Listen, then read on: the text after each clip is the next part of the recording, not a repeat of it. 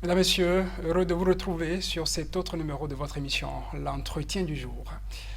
Pâques, Ascension, Pentecôte, Noël, Épiphanie et j'en passe. Pour les chrétiens, ce sont ce qu'on appelle des solennités, tant les événements célébrés en appellent à leur foi. Certaines parmi ces fêtes sont à des jours fixes. Noël, par exemple. C'est la naissance du Christ qui est célébrée ce jour-là.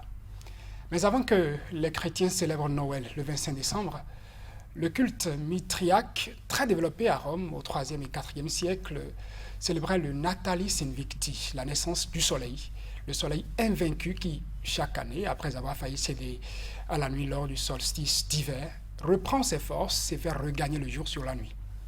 On peut donner d'autres exemples de ces fêtes chrétiennes qui s'apparentent à des célébrations jadis païennes. Comment comprendre, mesdames, messieurs, cette politique religieuse chrétienne qui a consisté à greffer ces jours de fête à des jours de fête païennes? Nous en parlons avec Justin Olanignan. Il est appelé prophète au niveau de son église. Bonjour, pasteur Olanignan, je vais dire. Bonjour, monsieur le journaliste. Pasteur, prophète, Pasteur, prophète. Bon, le prophète, il est au-dessus du pasteur. Ok. Oui. Je parlais de votre église, l'église universelle pour la restauration de la vision divine. Merci de partager avec les téléspectateurs de Sika TV votre avis sur le sujet. Merci beaucoup, monsieur le journaliste. Comme l'introduction vient de le dire, ces fêtes ne viennent pas de Dieu. J'allais d'abord vous demander, pasteur Olanignan, pour ces fêtes que j'ai évoquées, Noël, Épiphanie et autres, est-ce que vous les célébrez au niveau de votre église? Dieu a seulement 3 fêtes dans la Bible. Selon Exode 23, verset 14, vous allez lire 3 fêtes qui sont des fêtes bien décrétées par Dieu. Il s'agit de la vraie Pâque. Je ne parle pas de la Pâque de dimanche. Dieu a dit dans le livre de Lévitique 23, verset 4 à 5, que dans le premier mois, le 14e jour de ce mois, ce sera la Pâque de l'Éternel. Le premier mois de Dieu s'appelle Nissan, ce n'est même pas janvier. De janvier à décembre, c'est une tradition qui vient de la Rome. Ça n'a rien à voir avec ce que Dieu dit. La Pâque est célébrée toujours dans le premier mois de Dieu, plus précisément à sa date 14. C'est-à-dire quoi? Lorsque Dieu rentre dans sa nouvelle année, la première pleine lune de cette année, c'est-à-dire de ce premier mois, constitue toujours la vraie Pâque pour Dieu. Et c'est ce qui est dans la Bible depuis le commencement jusqu'à Apocalypse. La Pâque qu'on nous a donnée, la Pâque de dimanche, décrétée par la Rome, mais c'est une Pâque païenne. Ce n'est pas la Pâque qui nous sauve aujourd'hui. Parce que vous allez voir tantôt tomber sur telle date, vous n'allez jamais voir que cette Pâque n'est pas fichée en fait. Donc c'est une tradition romaine qui est rentrée dans l'Église pour nous envoyer encore en captivité. Parce que la vraie Pâque de Dieu, que nous célébrons aujourd'hui, c'est la Pâque Jésus-Christ, qui est toujours fixée à cette date. Donc, c'est les Romains qui ont amené cette tradition. Parce que même avant la Pâque Jésus-Christ, puisque vous parlez de Nissan, il n'y avait pas déjà une fête qui se célébrait et qui s'apparentait à une Pâque, la délivrance des Juifs d'Égypte. Lorsque le peuple de Dieu, en Égypte, au moment où Dieu avait décidé de le faire revenir à son adoration, le jour où Dieu a envoyé Moïse en Égypte pour lui ramener son peuple, il leur a demandé de faire un sacrifice le jour-là, le soir-là. Et c'est en ce jour-là que la Pâque est née. La Pâque est née sous Moïse. Et ils ont célébré cette Pâque-là le premier mois, le 14e jour. Si vous prenez le livre de Exode 12, Dieu même a dit: ce mois dans lequel vous allez célébrer la Pâque sera pour vous le premier des mois de l'année. Donc vous êtes d'accord que ce qui était célébré à Pâques, ce n'était pas déjà la résurrection de Jésus-Christ? Ce qui est célébré avec Moïse sous la terre de l'Égypte, c'est la Pâque, ce n'est pas encore la résurrection de Jésus-Christ. Alors la Pâque même en elle-même dit quoi? C'est-à-dire la délivrance, le passage de la captivité à la liberté. Donc Jésus est venu nous sauver aujourd'hui. C'est pourquoi sa mort et sa résurrection aussi est fixée sur cette même date. Jésus est mort la veille pleine lune de Nissan. Il est resté au tombeau la veille pleine lune de Nissan. Le jour même de la pleine lune, il est resté au tombeau. Et le lendemain de cette pleine lune. C'est pourquoi dans le livre de Matthieu 28, à partir du verset 1er, la Bible dit, le lendemain du sabbat, Jésus ressuscita. Ça veut dire que la Pâque qui était célébrée autrefois avec le sang des animaux, Ça, c'était la Pâque païenne. non, c'était la Pâque décrétée par Dieu. La Pâque que Dieu avait décrétée, c'est toujours célébré dans le premier mois, le 14e jour. Mais autrefois, au temps de la loi, cette Pâque est célébrée avec le versement du sang des moutons. Et c'est cette Pâque qui continue jusqu'à Jésus-Christ. Et lui aussi, il est mort la veille, c'est-à-dire dans le premier mois, le 14e jour, pour nous sauver définitivement. Maintenant, la Pâque que la Rome nous a imposée aujourd'hui n'est pas célébrée dans le premier mois, le 14e jour.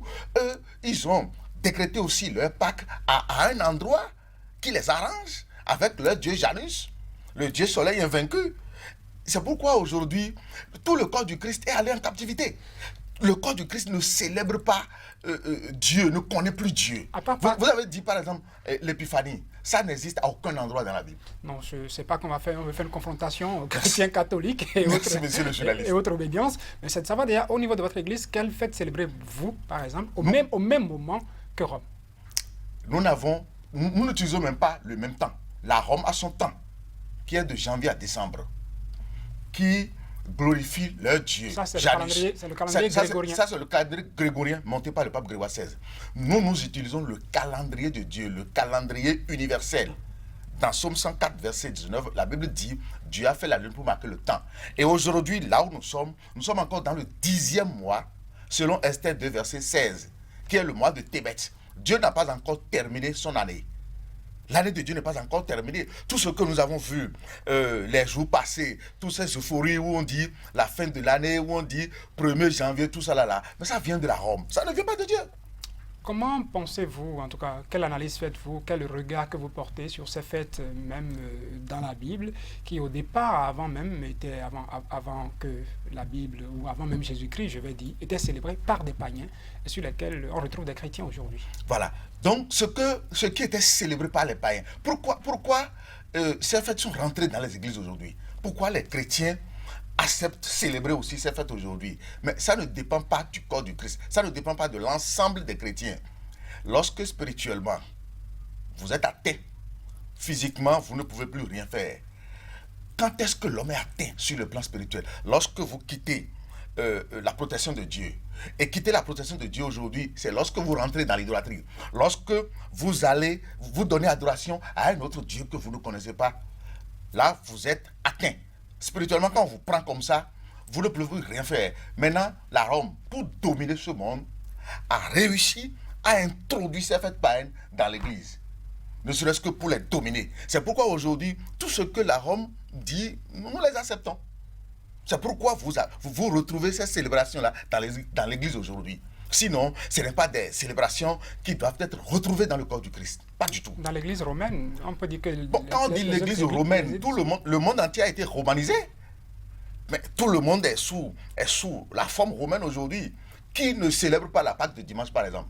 Qui ne célèbre pas la Pentecôte de dimanche, par exemple? Même la troisième fête, la vraie fête. Parce que j'ai dit tout à l'heure qu'il y a 3 fêtes. Il y a la vraie Pâque, il y a la vraie Pentecôte, et la vraie Pâque est célébrée le premier mois, le 14e jour. Et ça se célèbre sur 7 jours. Vous devez faire cette célébration-là pendant 7 jours. À la clôture de la vraie Pâque, vous comptez encore 7 semaines. Et c'est ça qui donne naissance à la vraie Pentecôte. Après la vraie Pentecôte, dans le 7e mois de Dieu, qui est le mois de Tanim, vous allez célébrer la 3e fête qu'on appelle la fête des tabernacles. Même la 3e fête est méconnue du monde chrétien. Donc, les gens ont quitté les Écritures et ils se sont accrochés à autre chose qui ne vient pas de Dieu. C'est pourquoi aujourd'hui, nous entendons les calamités par ici, les calamités par là. C'est les 3 fêtes-là que la Bible a décrétées. Que répondez-vous à ceux qui, avant donc Jésus-Christ, je le dis encore, célébraient des fêtes et qui se retrouvent aujourd'hui en concurrence, avec qui vous vous retrouvez aujourd'hui en concurrence? Qu'est-ce que vous allez dire? Est-ce que cela ne participe pas d'une politique de les faire taire, de faire taire leurs croyances pour célébrer Christ aujourd'hui? Non, c'est pas ça. Ce n'est pas faire taire leurs croyances. C'est de leur insérer la croyance du dieu Janus, la croyance du fétiche Janus, en remplacement de la croyance que nous devons avoir, parce qu'on ne l'a pas permis de connaître le vrai Jésus-Christ. Parce que c'est lorsque vous avez la connaissance du vrai Jésus-Christ que vous pouvez le croire. Mais si vous ne le connaissez pas, vous ne pouvez pas le croire. Donc ce que la politique qui est venue aujourd'hui là, qui est devant nous, c'est tout doucement glisser l'adoration de notre Dieu à la place de Jésus-Christ. Les gens même ne savent plus ce qu'ils adorent aujourd'hui. Jésus a dit à la femme samaritaine, vous adorez ce que vous ne connaissez pas, mais nous adorons ce que nous connaissons. Posez-leur la question, c'est quand la Pâque? Ils vont accepter toujours dimanche, alors que ce n'est pas ça. Donc, tout doucement, c'est avec ruse. C'est avec ruse. Tout doucement, ils ont glissé l'adoration d'un autre Dieu que les chrétiens ne connaissent pas. Ils ne connaissent pas Janus. Ils ne connaissent pas le Dieu soleil invaincu. Ils ne connaissent pas ça. Ce que célébraient les païens déjà, c'était déjà le vrai Jésus-Christ? Non, les païens connaissent ce qu'ils célèbrent. Mais les chrétiens aujourd'hui ne savent pas. Parce que le païen et le chrétien ne peuvent jamais rester ensemble, surtout sur le plan spirituel. Non, c'est deux mondes diamétralement opposés. Parce que quand on parle du spirituel, ça c'est, on parle de l'assurance même, la base même. Donc, la base du chrétien n'est pas égale à la base du païen. Donc, le chrétien, lui, il doit adorer quoi? Il doit adorer Dieu. Parce que c'est Dieu qu'il connaît, qu'il doit connaître. Mais le païen, lui, connaît son fétiche et c'est à son fétiche qu'il donne adoration. Le païen, le chrétien ne doit jamais se retrouver sur un même point spirituel. Jamais. Pasteur Justin Olania, nous sommes déjà à la fin de cet entretien. Malheureusement, ça passe vite. Très vite. Merci quand même d'avoir partagé votre point de vue avec nous sur ces fêtes chrétiennes que nous célébrons aujourd'hui et qui, à l'origine, à cette date-là, retrouvaient des fêtes païennes. Votre avis, les téléspectateurs de Sika TV l'auront entendu. Libre à eux de le partager. Le débat reste ouvert. Nous allons peut-être retrouver d'autres sur la même question. Merci beaucoup. Merci encore une fois, Pasteur Justin Merci. Olania. Je rappelle, vous êtes de l'Église universelle pour la restauration de la vision divine. Mesdames, Messieurs, ainsi s'achève cet entretien du jour. Merci pour votre attention.